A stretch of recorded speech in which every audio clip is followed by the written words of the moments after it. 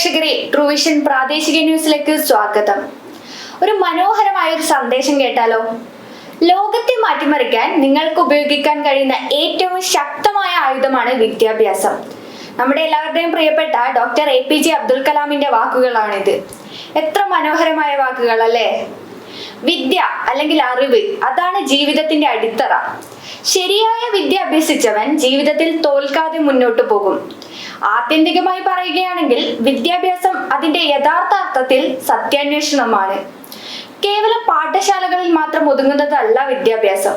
സ്നേഹം, കരുണ, പരസ്പര സഹകരണം, ഇതെല്ലാം വിദ്യ തന്നെയാണ്. ചുറ്റുമുള്ള ലോകത്തെ അറിയാൻ ശ്രമിക്കുക, അറിവുകൾ നേടുക, നല്ല മനുഷ്യനാകുക എന്ന് പറഞ്ഞുകൊണ്ട് ഇന്നത്തെ വാർത്താ സന്ധ്യ ഇവിടെ ആരംഭിക്കുകയാണ്. നോക്കാം ഇന്നത്തെ പ്രധാന വാർത്തകൾ. 2ാം ക്ലാസ്സുകാരൻ ആദിത് ദേവിന്റെ കവിതാ സമാഹാരമായ കുറ്റ്യാടിപ്പുഴ പ്രകാശനം ചെയ്തു. ആയഞ്ചേരിയിൽ യുവാവിനെ കാറിൽ തട്ടിക്കൊണ്ടുപോയി മർദ്ദിച്ച് ഗുരുതരമായി പരിക്കേൽപ്പിച്ച കേസിൽ 4 പേർക്കെതിരെ വടകര പോലീസ് കേസെടുത്തു. കുറ്റ്യാടിയിൽ വൻ കഞ്ചാവ് വേട്ട. ബസ് സ്റ്റാൻഡ് പരിസരത്തു നിന്ന് 2 കിലോയിലേറെ കഞ്ചാവുമായി ജാർഖണ്ഡ് സ്വദേശി പോലീസ് പിടിയിൽ. പുറമേരി ഗ്രാമപഞ്ചായത്ത് ഹരിതകർമ്മസേന അംഗങ്ങൾക്ക് യൂണിഫോമും സുരക്ഷാ ഉപകരണങ്ങളും കൈമാറി. വാർത്തകൾ വിശദമായി.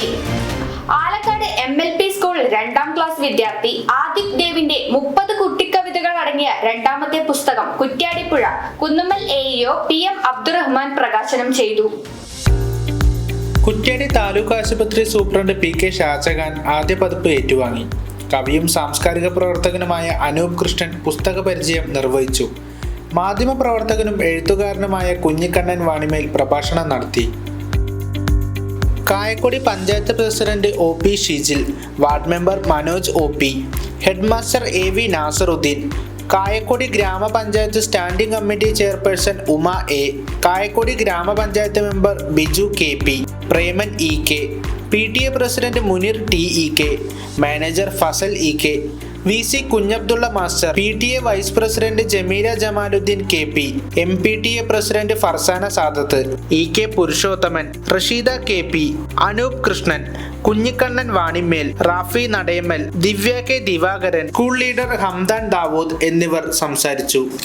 ആയഞ്ചേരിയിൽ യുവാവിനെ കാറിൽ തട്ടിക്കൊണ്ടുപോയി മർദ്ദിച്ച് ഗുരുതരമായി പരിക്കേൽപ്പിച്ച കേസിൽ 4 പേർക്കെതിരെ വടകര പോലീസ് കേസെടുത്തു.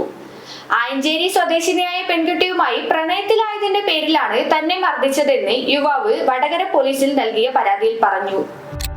ആയഞ്ചേരി സ്വദേശി ജിത്തു, സച്ചു എന്നിവർക്കും കണ്ടാലറിയാവുന്ന 2 പേർക്കെതിരെയുമാണ് കേസെടുത്തത്. കഴിഞ്ഞ ദിവസം രാത്രിയാണ് വർക്ക്ഷോപ്പിലെ ജോലിക്കിടെ അരൂർ നടയന്മേൽ സ്വദേശി വിപിനെ വെള്ള സ്വിഫ്റ്റ് കാറിലെത്തിയ 4-അംഗ സംഘം തട്ടിക്കൊണ്ടുപോയി മർദ്ദിച്ചത്.